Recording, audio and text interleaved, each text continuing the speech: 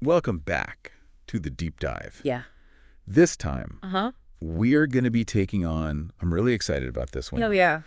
the 7 habits of highly effective people. It's a classic for a reason. Oh, absolutely. Stephen Covey, I mean, Yeah. his insights are just as relevant today as they were back then. We've got excerpts from the book, Okay. and we're ready to jump right in, Let's do it. talking paradigms, principles, and of course, the 7 habits themselves. Yeah, and, you can apply these principles to so many different so many areas of life. areas. Yeah. Career, relationships, personal growth. Okay, so let's start with paradigms. Okay. Covey talks about these as maps. Right. He uses this analogy of trying to get somewhere in Chicago, but you only have a map of Detroit. Brilliant way to illustrate this. Yeah. How our perceptions Really? shape our reality. Yeah. I mean, if your map's wrong, no matter how hard you try, You're going to be lost. you'll end up lost. Totally. And that's true for so much more than just like physical directions. Okay, so how do we make sure we're using the right maps? That's where the 7 habits come in. Okay.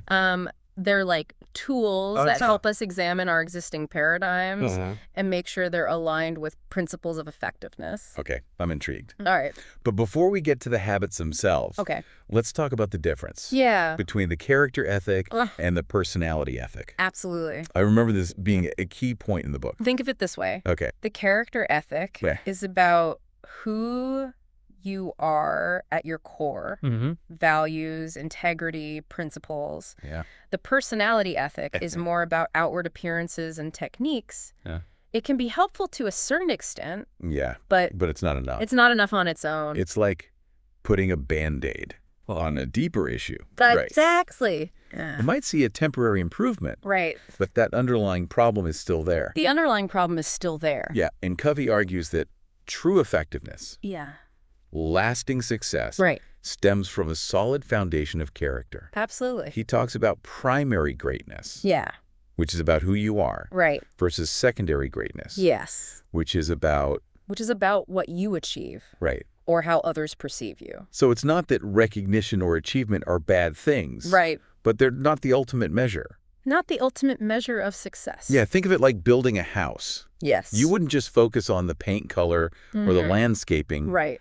Without first making sure you have a strong foundation, well-constructed structure. Okay, that makes perfect sense. All right. So we've got our foundation. We've got our foundation in place with the character ethic. Yes. What comes next? Well, Covey emphasizes that growth and change happen in stages. Okay. He compares it to learning to play the piano or tennis. Okay. You can't just jump to advanced techniques without first mastering the basics. I can relate to that. Oh, yeah. I tried to learn guitar a few years back. And I got so frustrated trying to play chords. Yeah. Before I'd even figured out before you even how to hold the pick properly. Right. You got to start with the basics. Yeah. It's the same with personal growth. Right. We need to respect the natural sequence of development. Right. Trying to skip steps will only lead to frustration and disappointment.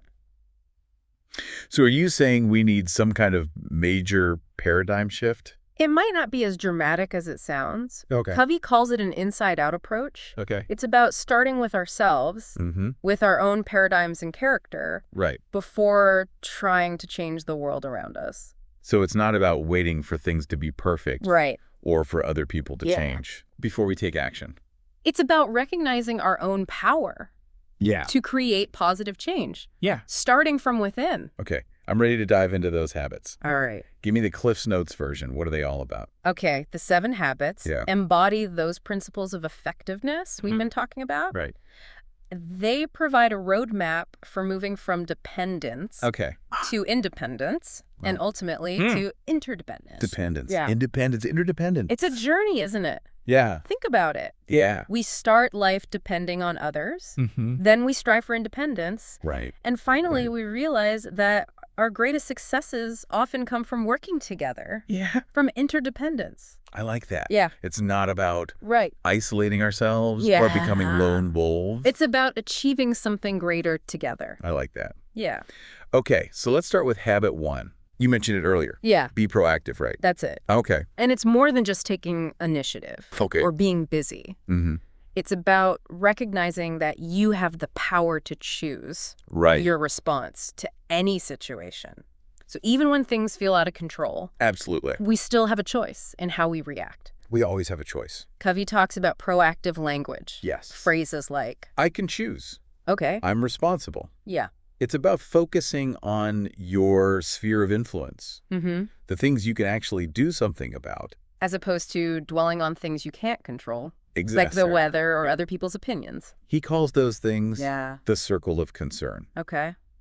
And it's easy to get stuck there, right, spinning our wheels and feeling powerless. Yeah.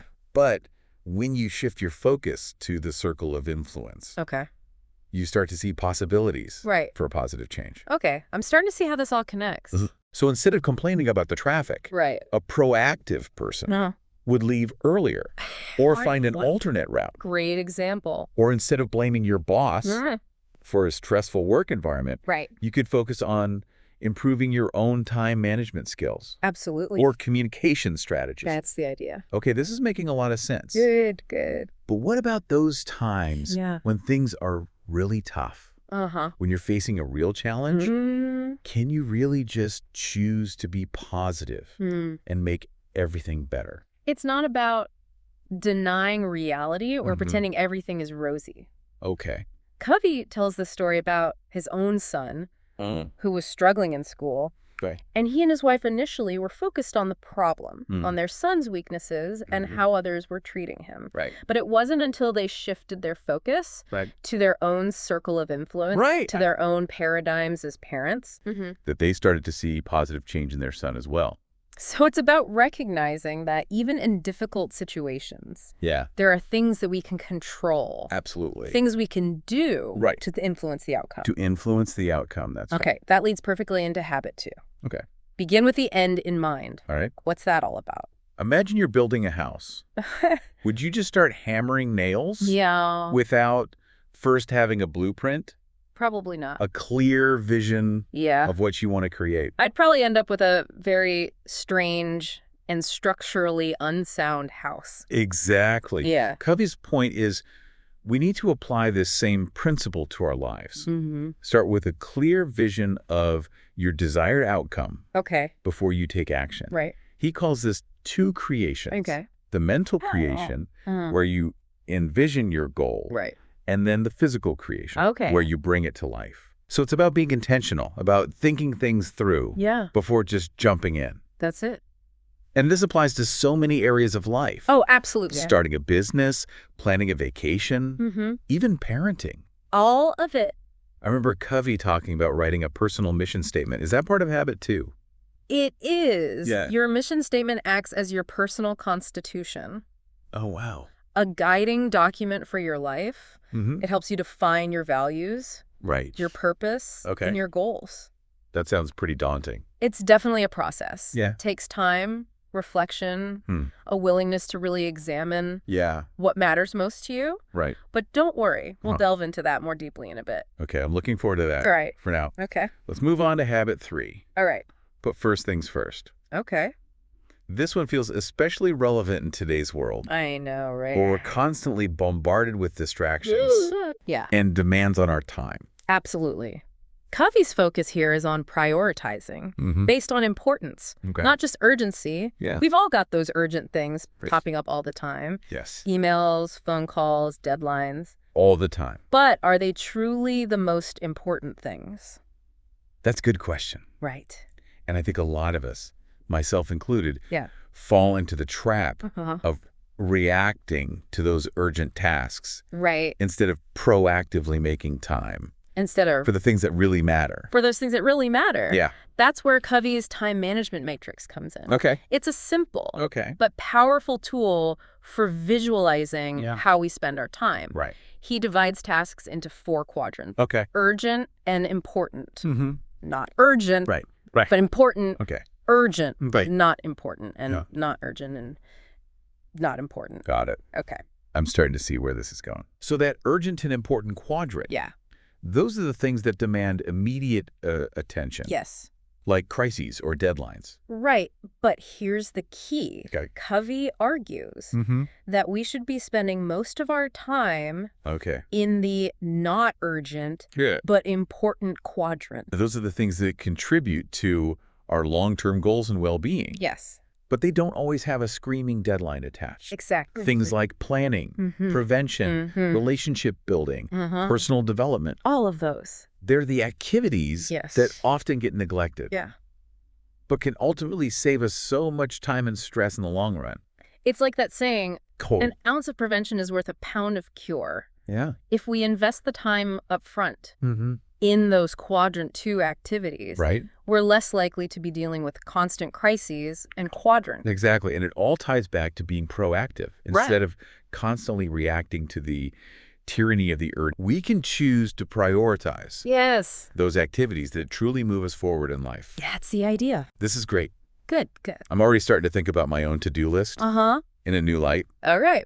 But before we get too far ahead of ourselves, let's take a closer look at how these first 3 habits connect to the concept of the emotional bank account. Ah, yes. The emotional bank account. Yeah. Think of it like a regular bank account. Okay. But instead of money, you're depositing and withdrawing. Trust, kindness, and respect. So every interaction we have with another person either adds to or subtracts from that account. That's the idea. Okay. Right. So deposits are things like courtesy, honesty, keeping commitments, listening attentively. All of those. They build trust. And strengthen the relationship. Absolutely. Withdrawals are things like disrespect. Right. Breaking promises. All of those things. It makes sense. If you're constantly making withdrawals, the relationship's going to become overdrawn. Just like a bank account. Yeah, just like a bank account. Right. And a healthy emotional bank account is essential for effective communication, collaboration, and problem solving. It's all connected. This is reminding me of that saying. What's that? Relationships are like gardens. Oh, yeah. You have to tend to them regularly. I love that analogy. Yeah. And the emotional bank account is one of the key tools we have for tending to those gardens, for nurturing strong and healthy relationships. This is all really sinking in. I'm starting to see how these first few habits build upon each other, creating a foundation for effective living. That's exactly the point. Yeah. The first 3 habits are all about personal victory. Okay. About mastering ourselves. Before moving on to habits 4, 5, and 6, which are all about public victory. Got it. About effective interaction and building meaningful relationships. Okay, this is getting me really excited about the rest of the habits. Me too. But before we move on, let's pause for a moment and let you, the listener, reflect. Okay. How are these first 3 habits showing up in your life right now? Yeah. What are some areas where you could be more proactive? Right. Or spend more time in quadrant 2? That's a great question for you to ponder. Yes. As you continue on this deep dive into the 7 habits. We'll be back soon. We'll be back soon to explore those habits of public victory. Starting with habit 4. Starting with habit 4. Think win-win. Think win-win. I'll come back. We're back. Right. Ready to dive into those public victory habits. Let's do it. Starting with habit 4. Habit 4. Think win-win. Think win-win. Think win-win. I have to admit. Yeah. This one always makes me think of like negotiating a raise or like a better deal on a car. It's definitely relevant in those situations. Yeah, it feels very businessy. But remember, we're talking about a paradigm shift here. Right. It's about approaching all your interactions with a mindset of abundance and mutual benefit. So how does that actually work in real life? Say you're dealing with someone who's clearly operating from a win-lose mentality. That's where those deposits in the emotional bank account become so crucial. Okay. Covey emphasizes you need to genuinely care about the other person and their needs, not just your own. So it's not about manipulating them into doing what you want. Right. It's about finding a solution that works for everyone. Exactly. And that might take time, patience, a willingness to really listen to and understand the other person's perspective. Right. But Covey argues that true win-win solutions are always possible. Okay. If both parties are committed to finding them. I can see how that ties back to habit 5. Absolutely. Seek first to understand, then to be understood. Those 2 habits go hand in hand. Yeah. You can't create a win-win situation if you're not willing to put in the effort to understand where the other person's coming from. Okay, let's dive deeper into habit 5. Okay. It seems pretty self-explanatory. Yeah. But I'm guessing there's more to it than meets the eye? There's a lot more to it than just hearing words. Okay. Covey emphasizes empathic listening. Okay. That means putting yourself in the other person's shoes, trying to see the world from their perspective, and understanding their feelings and motivations. So instead of just waiting for your turn to speak, you're actively trying to grasp their point of view. Exactly. Okay. And this requires a conscious effort. We often listen with the intent to reply rather than to understand. Yeah. We're already formulating our response in our heads before the other person has even finished speaking. Oh, I am totally guilty of that. We all do it sometimes. Especially when I'm feeling stressed or rushed. Right. Yeah. But Covey argues that to truly connect with others and build meaningful relationships, we need to make a conscious effort to practice empathic listening. And I bet that makes a huge difference. It does. In resolving conflicts. Absolutely. And finding those win-win solutions. Think about a time when someone really listened to you. When they truly understood your perspective. Right. How did that make you feel? It makes you feel heard. Yeah. Respected and valued. Yes. And I bet that opens the door Absolutely. to much more productive communication. Exactly. And that's the foundation of habit 6. Okay. Synergize. Synergize. It's about taking those individual perspectives and blending them together to create something even greater than the sum of its parts. I like how Covey uses that analogy. Which one? Of the team of people pushing a car stuck in the mud. Oh, yeah.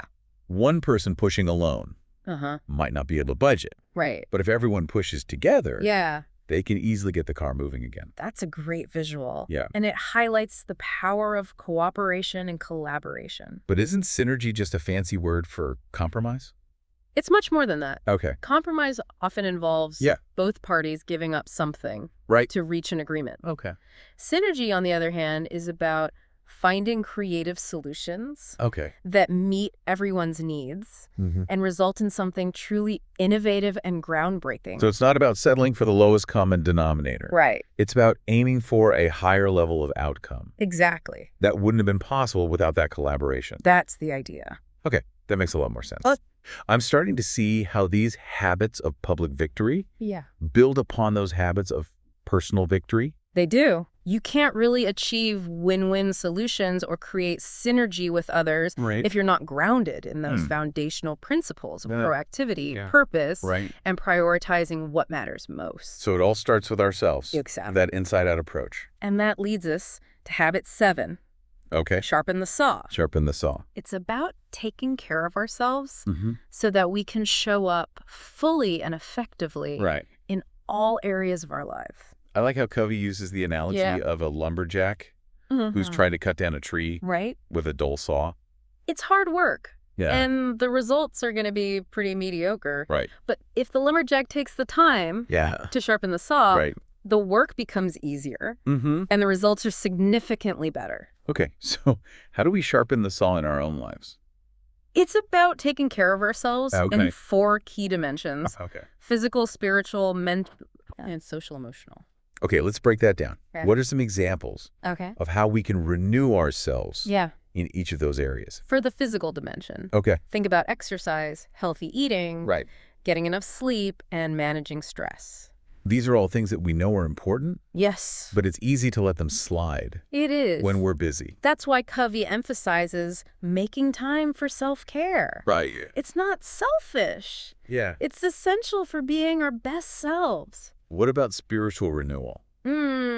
That one feels a bit more abstract. It's about connecting with something greater than yourself. Okay. Whether that's through religion, nature, meditation, or simply reflecting on your values and purpose in life. It's about finding that sense of meaning and connection. Yes. That gives us a sense of peace and grounding. Exactly. And mental renewal is about keeping our minds sharp and engaged. Okay. Think reading, learning new skills, exploring new ideas, engaging in stimulating conversations. So it's not just about relaxing and de-stressing. Right. It's also about challenging ourselves intellectually. Yes. And expanding our horizons. Precisely. And finally, social-emotional renewal is about nurturing our relationships with others. Okay. And contributing to our community. Right. Think spending time with loved ones volunteering, or simply practicing kindness and compassion in our daily interactions. It's about recognizing that we're all interconnected. Yes. And that our well-being is linked to the well-being of others. Exactly. And when we take care of ourselves in all 4 dimensions, we create a powerful upward spiral. Okay. We have more energy. Right. We're more resilient. Yeah. We're more creative. And we're more effective in all areas of our lives. This is making me realize that I've been neglecting some of these areas. Yeah. I'm pretty good at taking care of my physical health. But I could definitely do more to nurture my spiritual and mental well-being. And that's the beauty of the 7 habits. Yeah. They're not about perfection. Right. They're about continuous improvement, about making small changes that can lead to big results over time. I'm also starting to see how habit 7 connects back to all the other habits. You can't really be proactive or think win-win if you're exhausted and burnt out. Sharpening the saw gives you the energy and the clarity to effectively practice the other habits. This has been so insightful. Oh, I'm glad. I'm already feeling inspired. Oh, good. To make some changes in my own life. That's fantastic. But I have to admit, I'm also feeling a little overwhelmed. That's a common feeling. Where do I even begin? Remember, it's not about doing everything perfectly or all at once. Start small. Choose one habit, one area where you want to focus your energy.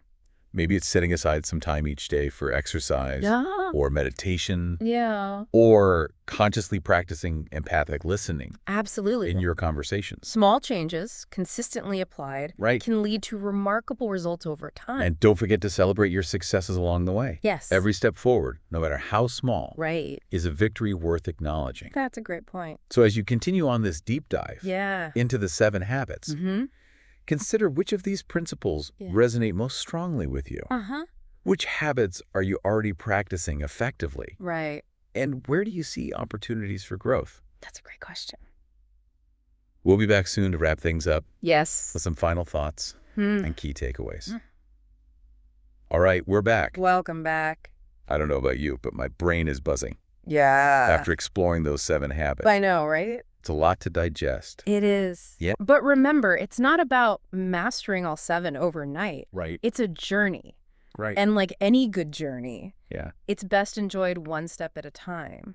I think what's really striking me is how interconnected they are. It's like they build upon each other. Yeah. Creating a kind of upward spiral of personal effectiveness. You're absolutely right. Yeah. And that spiral is fueled by habit 7. Right. Sharpening the saw. Sharpen the saw. It's the habit that empowers us to keep growing, learning, and adapting so we can effectively practice the other habits in our lives. It's like that saying, you can't pour from an empty cup. Oh, I love that one. Yeah, you need to take care of yourself. Right. Before you can effectively take care of others or achieve your goals. Precisely. Yeah. And that's why Covey emphasizes that renewal needs to happen in all 4 dimensions. Right. Physical, spiritual, mental, and social, emotional. I've been thinking a lot about the spiritual dimension. Since our last conversation. Okay. It feels like the most overlooked. It does, doesn't it? Yeah. In today's busy world, aspect of self-renewal, it's easy to get caught up in the day-to-day demands and forget to nurture that inner connection. Right. But Covey argues that it's essential for finding a sense of meaning and purpose. Yeah. Which in turn fuels our motivation and resilience. So it's not just about feeling good. Right. It's about connecting to something larger than ourselves. Exactly. Something that gives us a sense of direction and grounding. It could be through meditation, spending time in nature, connecting with your religious beliefs, or simply engaging in activities that bring you joy and a sense of peace. What matters is finding those practices that help you tap into that deeper sense of purpose. That's it. And I imagine that sense of purpose can be a powerful motivator. Absolutely. When it comes to practicing the other habits. When you feel connected to your values. Right. And your purpose. Yeah. It's easier to stay focused on your goals. Yeah. Make choices that align with your principles. Right. And persevere through challenges. This makes me think about habit 2. Begin with the end in mind. Yeah. It's like those 2 habits work together. Yes. To create a roadmap for our lives. That's a great insight. Habit 2 is all about defining your destination. Yes. And habit 7 provides the fuel and the maintenance. You need to keep moving towards that destination. It's like having a GPS for your life. Right.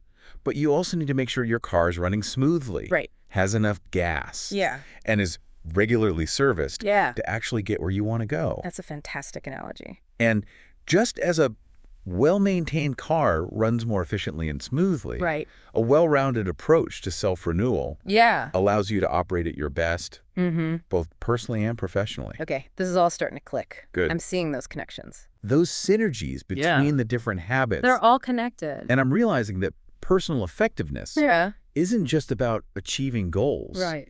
It's about creating a life that is both fulfilling and impactful. That's exactly what Covey's getting at. Yeah. He's not just talking about techniques or strategies. Right. He's talking about a way of being, a philosophy for living a life that is both successful and meaningful. And it all starts with ourselves. Exactly. With that inside-out approach we talked about earlier. By focusing on our own character, our own paradigms, and our own well-being, we create a ripple effect that extends outward, influencing our relationships, our work, and our communities. This has been super inspiring. Oh, good. I'm glad. I'm feeling energized. That's great. To really put these principles into practice. Yeah.